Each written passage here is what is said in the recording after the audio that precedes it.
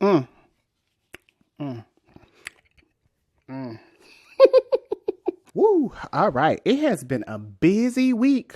It's been a busy week. So apparently Carlos Tavares has left Stellantis. Now, I did a video probably I'd say about 2 or 3 months ago about Stellantis and their stormy chapter, which I tend to be really good at calling cause and effect, if you will. And Carlos Tavares has been quite the hot topic for the last year.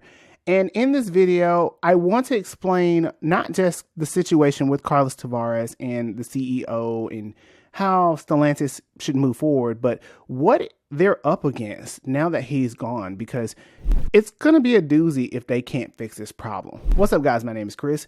Welcome to The Breakdown, where we talk about everything cars, news, and reviews. If you're new to the channel, welcome. If you are not, of course, welcome back. So I have been talking about Stellantis. If you don't know who they are a multi-conglomerate company with 14 different brands, ranging anywhere from Dodge to Peugeot. And so they have been under a lot of scrutiny and a lot of criticism over the last couple of years due to the profitability and the success of their merger between FCA and PSA. The person that has been pretty much over the entire company since it began has been Carlos Tavares. Now, if you don't know who he is, he has been a very reputable name in the automotive industry up until this point, but he has come down with a lot of criticism and scrutiny by the way that he's been running the company and a lot of promises that were not filled, as well as a pretty upset dealer base and workforce, and it's just a complete recipe for disaster. Now, one can argue is that it's just a lot for one CEO, but for many, it has been hard to justify considering his generous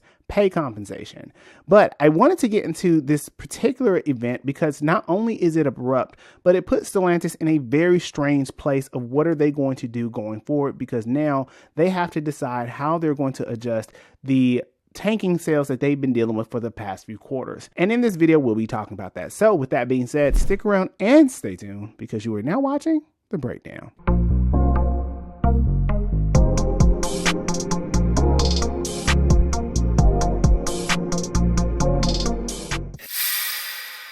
Okay, so if you have not been keeping up, this was just breaking news at the time of this recording, December 2nd, and Carlos Tavares has abruptly left. Now, the way that it was explained was by way of Reuters. I don't know how you say that.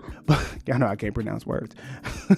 But Reuters pretty much broke the news and has gotten over to automotive news, and it has gotten in many different places. So this is a very hot topic right now. And he left as a result of a dispute between him and the board of directors for the electrification strategy that they were trying to do for Stellantis going forward. Now, where we knew where that was going to go, we didn't really know, but it had been rumored that Stellantis was working on pushing him out the door as his contract was expected to expire around 2026.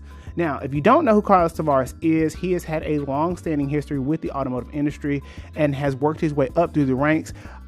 Funny enough, around y'all's favorite person, Carlos Ghosn, and he and Carlos have some very interesting parallels, which I'll try to tie in a bit. But unlike Nissan, where he came into a dumpster fire, Carlos kind of came into a very strange twilight area of something we hadn't really seen since the Daimler Chrysler era. Now, on this channel, we talk a lot about industry insights and we talk a lot about CEOs and business decisions and how they impact future models. So just be patient if I get some things a little convoluted because I'm talking about a lot of different things in a very short time period. But Carlos Tavares has been with Stellantis since its inception back in 2021, but it was a little further back, 2018. So they had been in co-developments with FCA and PSA. Now, Renault does okay, and Peugeot has done absolutely amazing in terms of their volume sales. But of course, here in the American market, which is the larger market, has not been doing well. So much so that there's been over 112 days of supply on many of these Stellantis dealerships, ranging from Jeep to Chrysler to Ram, which of course there's only one vehicle left in Chrysler, and we can count the Voyager, but I don't really know if that counts. But Carlos Tavares has been under a lot of criticism because pretty much everybody has said that he is the reason why the company sucks. And they had been talking about it for a while, and I do want to go and point some things out that I think may tie this together. Now, if you didn't know, Renault and Daimler Chrysler had somewhat of a working relationship with Nissan and Mitsubishi. They're all kind of intertwined as I'm putting these tea leaves together. But the thing to know is that Daimler ended up picking up Chrysler, and that is how we got this war between Nissan and Renault and Daimler and Chrysler. I'll put it there. But that was back in the early 2000s. Carlos Tavares is one of the people that was over the new version of the FCA and PSA. And so the sales in turn have just been abysmal.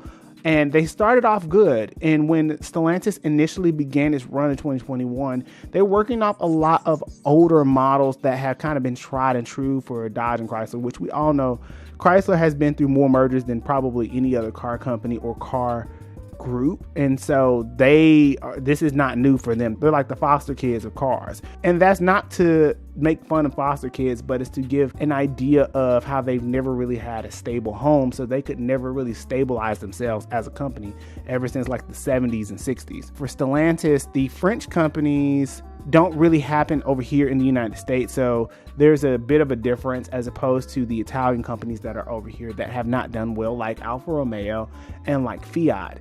And we don't expect them to do that well as the auto industry because they are a bit more niche, and Italian cars are much more popular in Europe than they are here. And we expect things like the Ram brand, we expect the Dodges to do well, we expect the Jeeps to do well. Chrysler, like I said, they only had one car, so they can't do that much better. But overall, the company has not been quite right. And I also want to point out that Carlos Tavares has been one to kind of rule with an iron fist, and he's fought with everybody from suppliers to dealers to workers. And this abrupt leaving kind of puts Stellantis in a very strange place. Now, they have announced somewhat who would be their interim until they find a complete new replacement, but we all know interim could be the full replacement. But it does put Stellantis in a very unique place because they are a merged company of many different groups.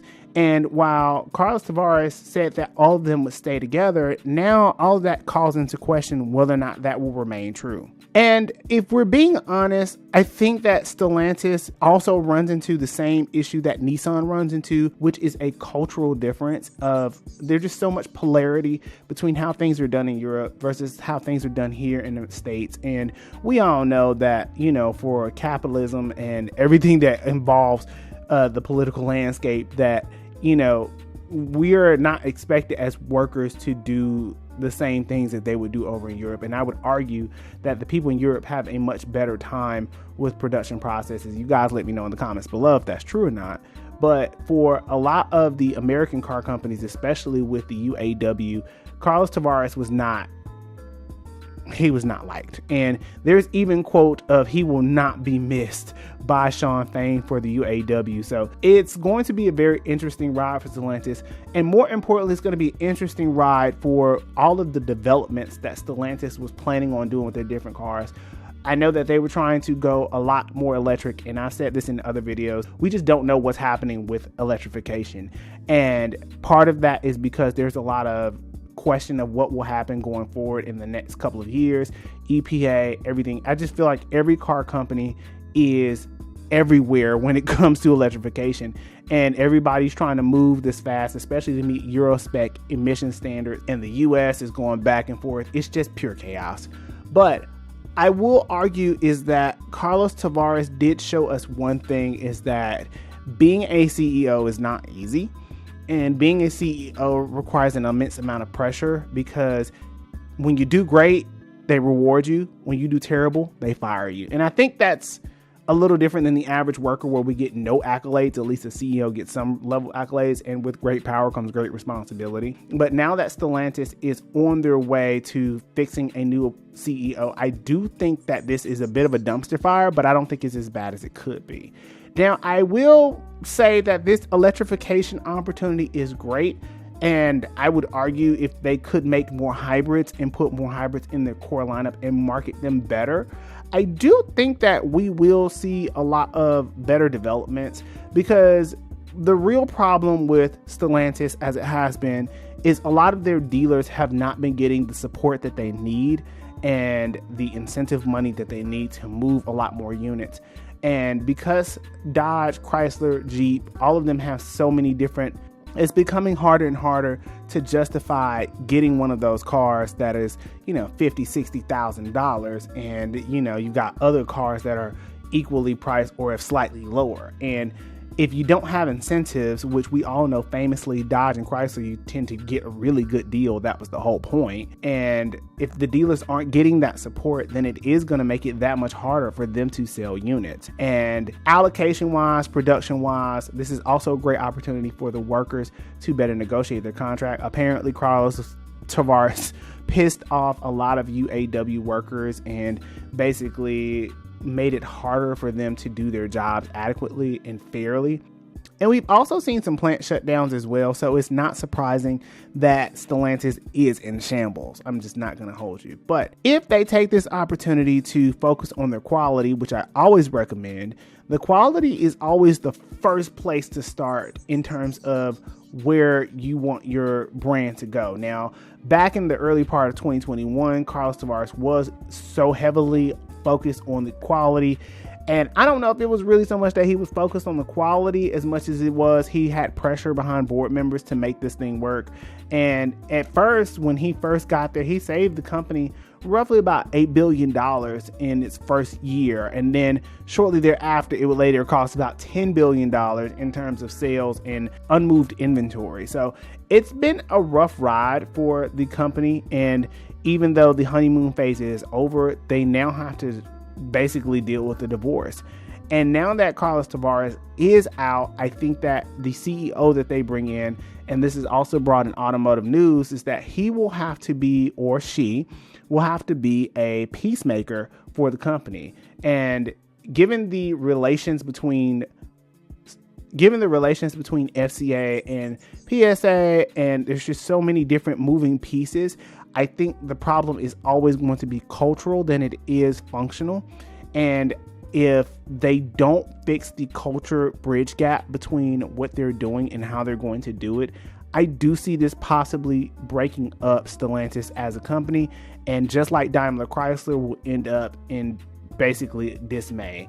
And once again, Chrysler will be looking for a new home. Given all of those things, this is a great opportunity for Stellantis to start off with a clean sheet of paper, because if they don't, it could lead to a defunct brand. And yet again, I don't think Jeep and Dodge are going anywhere, but I do think they will be looking for a new home. Chrysler's a little different. Chrysler might be on the chopping block. I don't know. But only time will tell. Only time will tell. With that being said, you guys feel free to leave me a comment below. And if you made it this far into the channel, I would just like to take the time to thank you for your support. It means the world. And until the next video, I will see you guys later.